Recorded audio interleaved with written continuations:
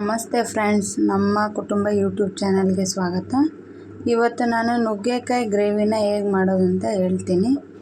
ಮೊದಲು ನಾವು 4 ನುಗ್ಗೆಕಾಯಿನ ಚೆನ್ನಾಗಿ ಕಟ್ ಮಾಡಿ ತೊಳೆದು ಎತ್ತಿಟ್ಕೊಂಡಿದ್ದೀವಿ. ಒಂದು ಬಾಣಲಿಯಲ್ಲಿ ಬಿಸಿನೀರು ಕಾಯಿಸೋಕೆ ಇಟ್ಕೊಂಡಿದ್ದೀನಿ. ಕಟ್ ಮಾಡಿರೋ ನುಗ್ಗೆಕಾಯಿನ ಬಿಸಿನೀರಿಗೆ ಹಾಕ್ಕೊಂಡು ಸ್ವಲ್ಪ ಒಂದು 50% ಕುದಿಸ್ಕೋಬೇಕು ನಾವು.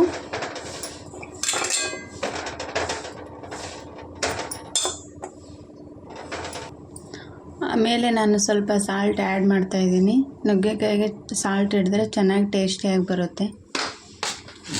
ಇನ್ನು ನುಗ್ಗೆಕಾಯಿ ಬೇಯಕ್ಕೆ ಇಟ್ಟಿದ್ದೀವಿ. ಇವಾಗ ನಾವು ಮಸಾಲೆ ರೆಡಿ ಮಾಡ್ಕೋಬೇಕು.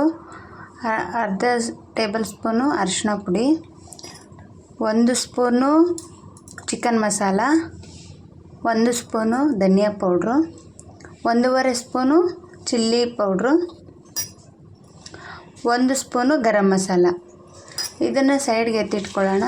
ಇನ್ನು ನೆಕ್ಸ್ಟು ಅದಕ್ಕೆ ಒಗ್ಗರಣೆಗೆ ಬೇಕಾಗಿರೋಂಥ ಒಂದಿಷ್ಟು ಐಟಮ್ಸ್ನ ಹೇಳ್ತೀನಿ. 1 ಈರುಳ್ಳಿ, 1 ಟೇಬಲ್ ಸ್ಪೂನು ಶುಂಠಿ ಬೆಳ್ಳುಳ್ಳಿ ಪೇಸ್ಟು, ಮೊದಲೇ ರೆಡಿ ಮಾಡಿಟ್ಟಿರ್ತಕ್ಕಂಥ ಶೇಂಗಾ ಪುಡಿ, ಮತ್ತು ಕೊತ್ತಂಬರಿ ಸೊಪ್ಪು, 2 ಟೊಮೊಟೊ. ಇದಿಷ್ಟನ್ನು ನಾನು ಕಟ್ ಮಾಡಿ ರೆಡಿ ಮಾಡಿ ಇಟ್ಕೊಂಡಿದ್ದೀನಿ. ನುಗ್ಗೆಕಾಯಿ ಬೆಂದ ಮೇಲೆ ಇದನ್ನು ಮಸಾಲೆ ಹೇಗೆ ಮಾಡೋದಂತ ನಾನು ಹೇಳ್ಕೊಡ್ತೀನಿ. ನುಗ್ಗೆಕಾಯಿ ಬೆಂದಿದೆ. ಇದನ್ನು ನಾನು ಒಂದು ಬೌಲಲ್ಲಿ ಸೈಡ್ ಎತ್ತಿಟ್ಕೊತಿದ್ದೀನಿ.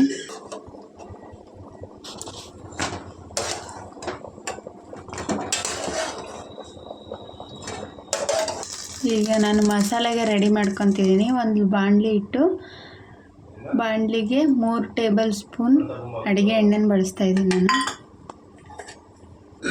ಎಣ್ಣೆ ಕಾದಿದೆ, ಅದಕ್ಕೆ ನಾನು ಒಂದು ಕಟ್ ಮಾಡಿರೋ ಈರುಳ್ಳಿನ ಹಾಕ್ಕೊತಿದ್ದೀನಿ. ಈರುಳ್ಳಿ ಚೆನ್ನಾಗಿ ಬಾಡೋವರೆಗೂ ನಾವು ಎಣ್ಣೆಯಲ್ಲಿ ಹುರಿಬೇಕು.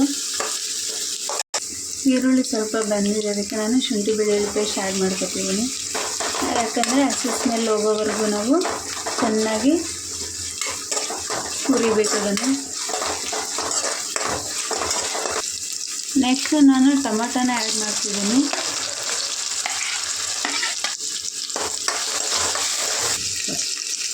ಸ್ವಲ್ಪ ಉಪ್ಪು ಆ್ಯಡ್ ಮಾಡ್ತಿದ್ದೀನಿ, ಮತ್ತು ಟೊಮೊಟೊ ಬೇಗ ಬೇಯುತ್ತೆ. ಅದಕ್ಕೆ ನೀವು ಮೊದಲೇ ನುಗ್ಗೆಕಾಯಿಗೆ ನಾವು ಉಪ್ಪು ಸೇರಿಸಿರೋದ್ರಿಂದ ನೋಡ್ಕೊಂಡು ಹಾಕ್ಕೊಳ್ಳಿ. ಟೊಮೊಟೊ ಬೆಂದಮೇಲೆ ನಾನು ಮಸಾಲಾನ ಆ್ಯಡ್ ಮಾಡ್ತಿದ್ದೀನಿ. ಚಿಲ್ಲಿ ಪೌಡ್ರು, ಧನಿಯಾ ಪುಡಿ, ಚಿಕನ್ ಮಸಾಲ, ಅರಿಶಿನ ಪುಡಿ ಮತ್ತು ಗರಂ ಮಸಾಲ ಅಷ್ಟನ್ನು ಆ್ಯಡ್ ಮಾಡಿಕೊಂಡು ಸ್ವಲ್ಪ ಎಣ್ಣೆಯಲ್ಲಿ ಚೆನ್ನಾಗಿ ಬೇಯಿಸ್ಕೊಳ್ತಾ ಇದ್ದೀನಿ. ಅದು ಮಸಾಲೆ ಟೊಮೊಟೊ ಜೊತೆಗೆ ಚೆನ್ನಾಗಿ ಅಂಟ್ಕೊಳ್ಳಿ ಅಂತ.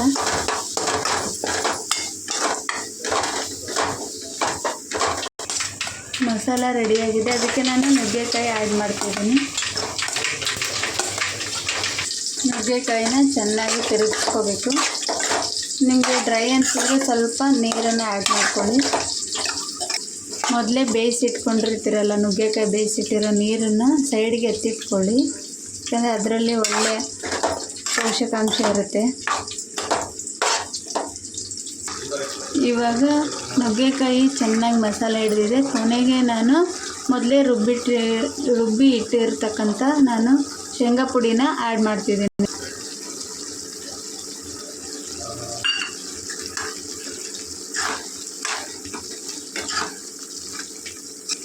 ಕೊನೆಗೆ ನಾನು ಕೊತ್ತಂಬರಿ ಸೊಪ್ಪನ್ನ ಆ್ಯಡ್ ಮಾಡ್ತಿದ್ದೀನಿ. ಕೊತ್ತಂಬರಿ ಸೊಪ್ಪು ಆ್ಯಡ್ ಮಾಡಿದ್ರೆ ಒಳ್ಳೆಯ ಘಮ ಬರುತ್ತೆ. ನೀವು ಈ ಗ್ರೇವಿನ ಚಪಾತಿಗೂ ತಿನ್ಬೋದು, ಅನ್ನಕ್ಕೂ ತಿನ್ಬೋದು, ಮತ್ತು ರೊಟ್ಟಿ ಜೊತೆಗೂ ತಿನ್ಬೋದು. ಒಳ್ಳೆ ಟೇಸ್ಟಿಯಾಗಿರುತ್ತೆ. ಒಂದು ಸರಿ ಟ್ರೈ ಮಾಡಿ. ನುಗ್ಗೆಕಾಯಿ ಗ್ರೇವಿ ರೆಡಿಯಾಗಿದೆ. ನೀವು ಒಂದು ಸರಿ ಟ್ರೈ ಮಾಡಿ. ಹಾಗೆ ನಮ್ಮ ಮುಂದಿನ ವೀಡಿಯೋಗಳಿಗಾಗಿ ಸಬ್ಸ್ಕ್ರೈಬ್ ಮಾಡಿಕೊಳ್ಳಿ, ಬೆಲ್ ಐಕನ್ ಒತ್ತಿ.